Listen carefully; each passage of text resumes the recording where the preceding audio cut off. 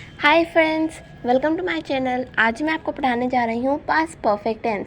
Past perfect tense ये दर्शाता है एक बहुत ही लंबी टाइम पीरियड को, जब कोई काम बहुत ही पहले ख़त्म हो चुका था या कोई काम हम कर चुके थे, तो ये उस टाइम पीरियड को दर्शाता है। और इसकी पहचान होती है चुका था, चुकी थी, चुके थे, और इसकी हेल्पिंग वर्ब होती है had.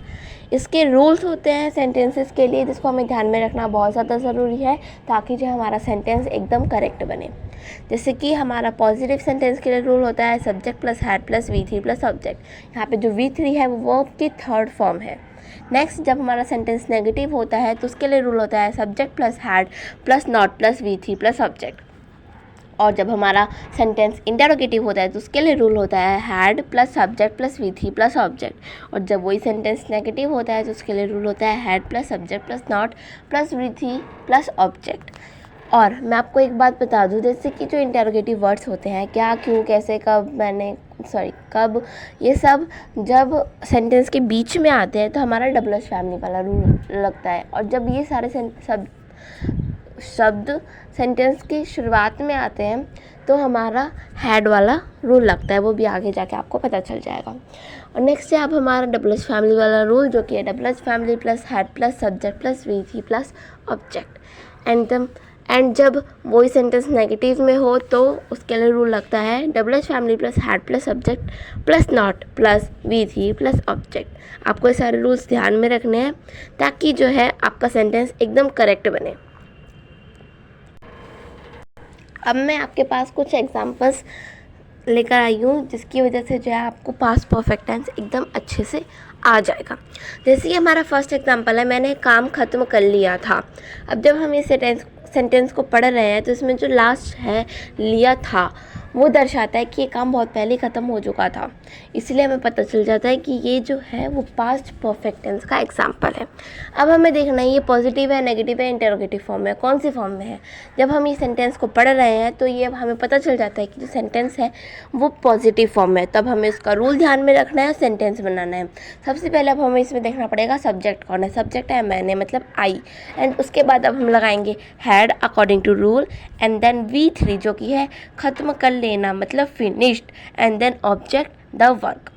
And then second sentence है हमारा मैंने आज से पहले उस रेस्टोरेंट में खाना नहीं खाया था।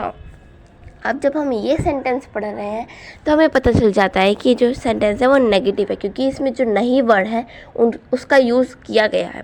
तो इसलिए अब हमें वो रूल ध्यान में रखना है और फिर सेंटेंस बनाना है। तो सबसे पहले अब हमें देखना पड़ेगा सब्जेक्ट है मैंने, उसके बाद आई हैड, उसके बाद लगेगा हमारा नॉट, उसके बाद हमारा V3 जो कि है खाना eaten, and then object at that restaurant before today. Third sentence है हमारा मेरे दोस्त कभी फ्रांस नहीं गए थे। अब इसमें जब हम पढ़ रहे हैं तो पता चल जाता है ये भी नेगेटिव फॉर्म में है, तब हमें देखना पड़ेगा इसका सब्जेक्ट है मेरे फ्रेंड्स, माय फ्रेंड्स। उसके बाद हैड नॉट, उसके बाद कभी नहीं है इसमें, जाना जो है वो तो है हमारी वर्ब, तो अब हमें कभी नहीं गया है ना, तो इसलिए हम लिखेंगे ever gone to France. Then है हमारा फोर्थ सेंटेंस, उन्होंने ऐसा क्या कहा था जिससे उन्हें इतना गुस्सा आया। जब हम ये सेंटेंस पढ़े हैं तो हमें पता चल जाता है कि जो सेंटेंस है वो एक इंटरोगेटिव सेंटेंस है। एक बंदा दूसरे बंदे से कुछ क्वेश्चन पूछ रहा है, इसलिए अब हमें यहाँ पे वो रूल ध्यान में रखना होगा। अब हमें ये देखना होगा कि यहाँ पे कौन सा रूल लगेगा, क्योंकि इंटरोगेटिव सेंटेंस दो टाइप्स के होते हैं। अभी मैंने बताया था एक में हैड वाला रूल लगता है और एक में डबल एच फैमिली वाला। तो यहाँ पे कौन सा वाला रूल लगेगा, यहाँ पे डबल एच फैमिली वाला रूल लगेगा। क्यों? क्योंकि जो वर्ड है क्या वो सेंटेंस के बीच में आया है, इसलिए यहाँ पे जो है डब्ल्यू एच फैमिली वाला रूल लगेगा। वो रूल को ध्यान में रखना है जो कि है W H family plus had plus subject plus V3 plus object. तो अब हमें वही रूल को ध्यान में रखना है और सेंटेंस बनाना है।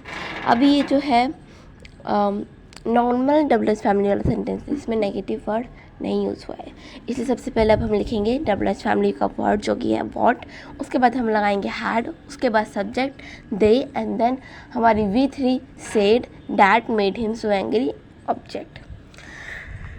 अब हम आगे और कुछ सेंटेंसेस देख लेते हैं एग्जांपल के तौर पे। जैसे कि हमारा है नेक्स्ट, हमने एक आइसक्रीम ली थी। अब जब हम ये पढ़ रहे हैं तो इससे पता चल जाता है जो है एक पॉजिटिव सेंटेंस है। रूल ध्यान में रखना है, सेंटेंस बनाना है। सबसे पहले सब्जेक्ट जो कि है हमने, वी, उसके बाद हैड, उसके बाद लेना, taken, and then object and ice cream. Then हमारा सेंटेंस है क्या आप मेरे आने से पहले कार्यक्रम में आए थे। अब जब हम ये सेंटेंस पढ़ रहे हैं तो हमें पता चल जाता है कि ये इंटेरोगेटिव सेंटेंस है, इसलिए अब हमें देखना पड़ेगा कौन सा वाला। इसमें जो क्या वर्ड है, ध्यान से देखिएगा, जो क्या वर्ड है वो सेंटेंस की शुरुआत में ही आ गया है, इसलिए हम यहाँ पे डबल एच फैमिली वाला रूल यूज़ नहीं कर सकते। हम यहाँ पे हैड वाला ही रूल यूज़ करेंगे।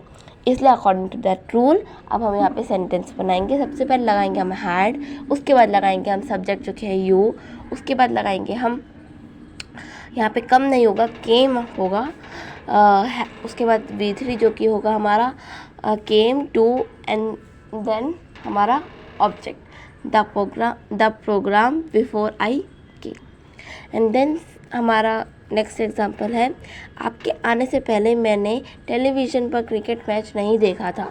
जब हम ये पढ़ रहे हैं तो हमें पता चल जाता है कि जो है वो नेगेटिव सेंटेंस है, इसमें कोई क्वेश्चन नहीं पूछा जा रहा है, इसमें सिर्फ नहीं का वर्ड जो है वो यूज़ किया गया है, इसलिए जो है वो नेगेटिव सेंटेंस है। इसलिए अकॉर्डिंग टू दैट रूल अब हम लगाएंगे सारा, इसमें चीज़ें पुट करेंगे और सेंटेंस बनाएंगे। सबसे पहले हमें लगाना पड़ेगा सब्जेक्ट जो कि है आई, उसके बाद हैड नॉट, एंड देन हमारा V3 watched the cricket match on television before you came. Next sentence है हमारा मैंने अपना भोजन समाप्त नहीं किया था। ये सेंटेंस भी जो है वो नेगेटिव सेंटेंस है।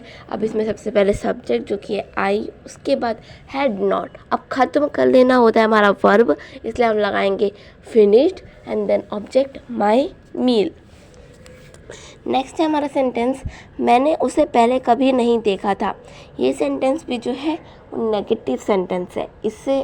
अब इसमें सबसे पहले हमें सब्जेक्ट ढूंढना पड़ेगा। इसमें देखिए, इसमें दो सब्जेक्ट है, मैंने और उसे। इसमें सब कौन सा सब्जेक्ट लगाएं? इसमें जो पहला वाला जो सब्जेक्ट है मैंने, वो होगा हमारा जो है सब्जेक्ट 1, उसी को जो है हम सब्जेक्ट बोलेंगे। सबसे पहले अब हमें लिखना पड़ेगा सब्जेक्ट जो कि आई, उसके बाद लिखेंगे हम हैड। कभी नहीं के लिए हम यूज़ करते हैं नेवर, इसलिए हम लिखेंगे आई हैड नेवर।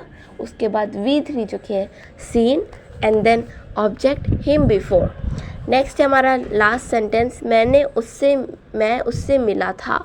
ये एकदम हमारा नॉर्मल सेंटेंस है। सबसे पहले सब्जेक्ट मैं, एंड उसके बाद हैड, उसके बाद मीट की थर्ड फॉर्म, मतलब मिलने की थर्ड फॉर्म जो होती है met, and then her. I hope कि आपको ये सारे सेंटेंसेस अच्छे से समझ में आ गए होंगे। आपको इस सारे सेंटेंसेस की अपने आप से खुद से प्रैक्टिस करनी है, और भी कुछ सेंटेंसेस जो है अपने आप से बनाकर देखने हैं, ताकि जो है आपको ये सेंटेंस अच्छे से समझ में आ जाए। अब मैं आपके साथ कुछ वोकैबलरी शेयर करने जा रही हूँ, जिसकी मदद से जो है आपका टेंथ जो एकदम अच्छे से कंप्लीट हो जाएगा। यहाँ पे मेरे पास आपके लिए कुछ वोकैबलरीज़ है जो कि आपके इंग्लिश को फ्लुएंट करने में आपकी बहुत ज़्यादा मदद करेंगे। जैसे कि फर्स्ट है हमारा वर्ड सेंसिबल, उसका मतलब होता है समझदार। नेक्स्ट है हमारा लिटरेट का मतलब होता है पढ़ा लिखा। नेक्स्ट है हमारा लिटरेट का उल्टा होता है अनपढ़। एंड देन है हमारा अफेक्शन मतलब होता है स्नेह, प्यार किसी के प्रति। देन हमारा क्लमसी मतलब बेढंग का। देन है हमारा एब्यूलिएंट, मतलब होता है जोशीला। नेक्स्ट है हमारा इंडिफरेंट मतलब होता है उदासीन। नेक्स्ट है हमारा इम्परेटिव, उसका मतलब होता है आवश्यक और ज़रूरी। नेक्स्ट है हमारा गैरुलस, जिसका मतलब होता है बातूनी। आई होप कि आपको ये सारी वीडियोस बहुत अच्छी लगी होंगी। अगर आपको ये वाली वीडियो भी मेरी अच्छी लगी है तो प्लीज़ इस वीडियो को लाइक करिए, मेरे चैनल को सब्सक्राइब करिए, और इस वीडियो को और भी लोगों तक शेयर करिए। Thank you.